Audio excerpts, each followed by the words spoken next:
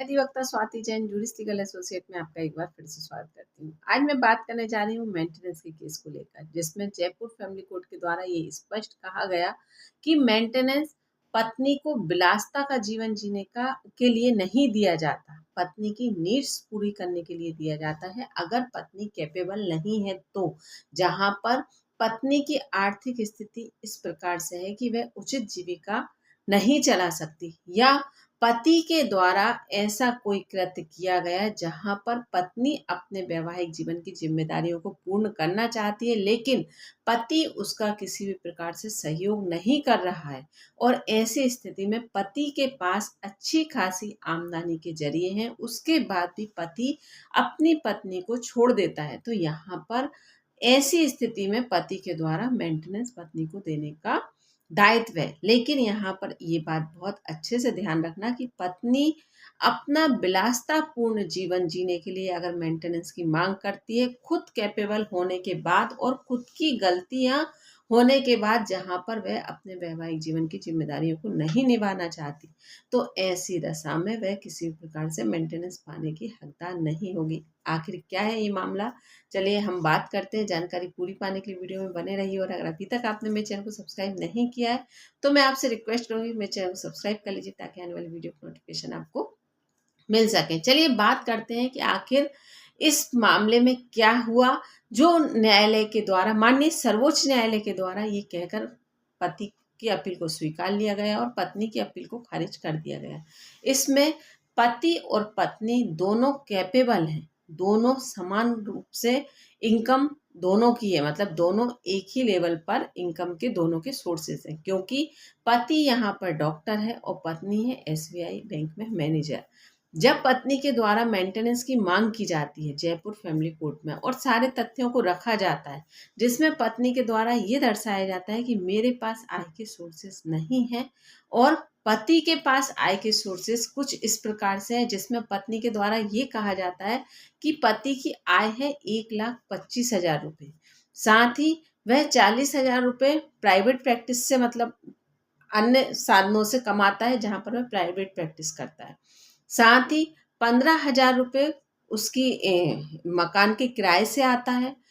40 से 70,000 रुपये तक पति के द्वारा अन्य साधनों से इनकम के सोर्सेस से, मतलब करीब करीब 2.5 लाख रुपए के करीब पत्नी के द्वारा पति की आय दर्शाई गई, और ये कहा गया कि मैं उसकी लीगल वाइफ हूँ, मतलब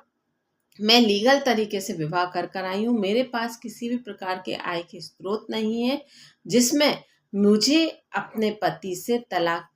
का केस लड़ने के लिए और अपना जीवन चलाने के लिए और आने जाने का खर्च वहन करने के लिए मेंटेनेंस दिलवाया जाए, मतलब उचित राशि दिलवाई जाए। तो यहाँ पर पत्नी के द्वारा मांग की जाती है कि 75,000 रुपये मुझे मेंटेनेंस मिलना चाहिए, साथ ही 50,000 रुपये वकील की फीस जो उसने पति के खिलाफ केस लड़ने के लिए हायर किया है उसकी फीस मिलना चाहिए, साथ ही 3,000 रुपये मुझे आने जाने का खर्च मिलना चाहिए। तो पत्नी के द्वारा जो एविडेंसेस दिए गए थे उसमें ये पूर्णतः पाया गया कि पत्नी के द्वारा जो भी तथ्य, जो भी साक्ष्य दिए गए हैं वो किसी भी प्रकार से उचित नहीं है, क्योंकि पत्नी जब एसबीआई बैंक में मैनेजर है तो उसकी आय अपने आप क्लियर होती है। यहाँ पर ये चीज़ कहीं से भी सोचनीय लायक नहीं है, कहीं से भी विचारणीय नहीं है कि पत्नी के पास इनकम के सोर्सेज ना हो या पत्नी अपनी जीविका को अच्छे से ना चला सके। और लीगल वाइफ होने का मतलब ये नहीं होता कि अगर आप लीगल वाइफ हैं तो आपके पास आय के सोर्सेज होने के बाद भी आप पति पर डिपेंड रहेंगी और बेवजह किसी भी कारण से। उसमें पत्नी के द्वारा तर्क ये दिया गया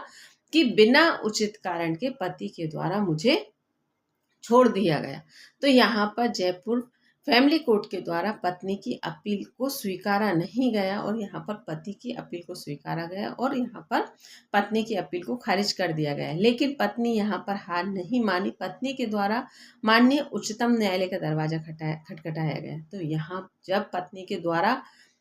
हाई कोर्ट में अपील लगाई गई तो हाई कोर्ट में भी पूरी परिस्थितियां सेम थी, जहां पर पत्नी की अपील को फिर खारिज कर दिया गया। लेकिन पत्नी ने फिर माननीय सर्वोच्च न्यायालय का रुख करा, सुप्रीम कोर्ट का रुख करा, और सुप्रीम कोर्ट में भी पत्नी के द्वारा यही सारे तथ्यों को रखा गया।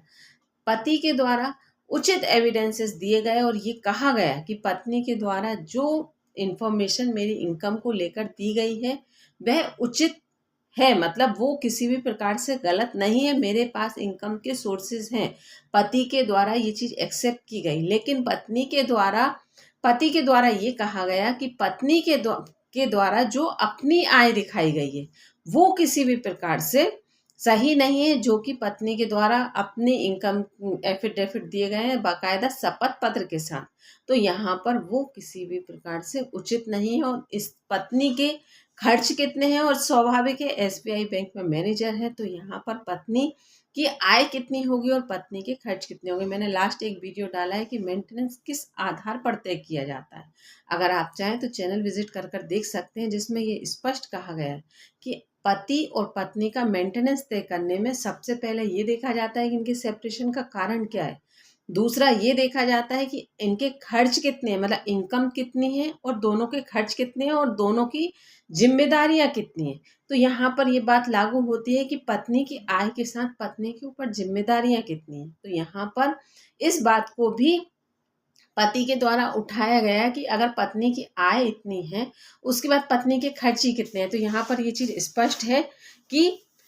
पत्नी की इनकम है 1,09,258 रुपये और साथ ही पत्नी के को अन्न भत्तों में मिलते हैं 14,500 रुपये और पत्नी का खर्च है मात्र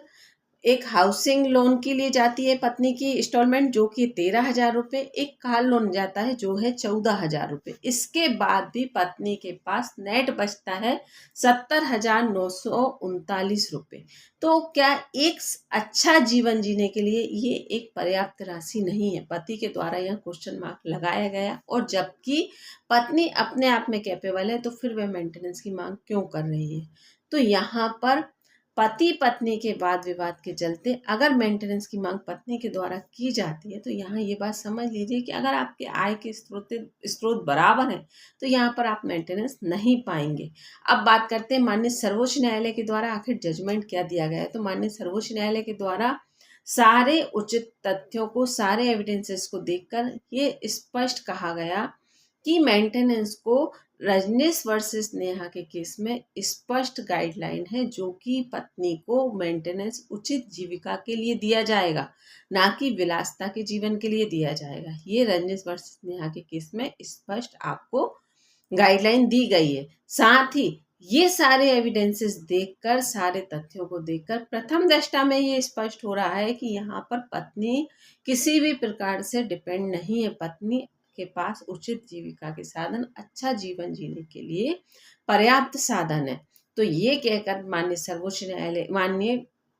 सर्वोच्च न्यायालय के द्वारा पत्नी की अपील को खारिज कर दिया गया और यहाँ पर पति को राहत दी गई। तो यहाँ पर ये बात आप बहुत अच्छे से समझ लीजिए कि अगर मेंटेनेंस के केस में पत्नी बराबरी से पति से कमाती है, एजुकेटेड है, अच्छी लाइफस्टाइल जीती है और उसके पास खर्च भी नहीं है, उसके पास कोई जिम्मेदारियां भी नहीं है, तो यहाँ पर पत्नी मेंटेनेंस पाने की हकदार नहीं होगी। अगर आप